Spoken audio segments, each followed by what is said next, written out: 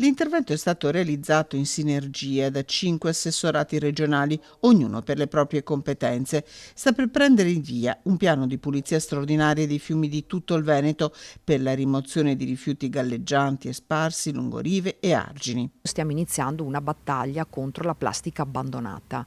Sempre di più nell'ambiente che ci circonda è accresciuta la sensibilità nei confronti dell'incuria, del degrado, ma anche di questi rifiuti, questa plastica che viene abbandonata, pensiamo lungo le strade, i parcheggi, lungo gli scoli.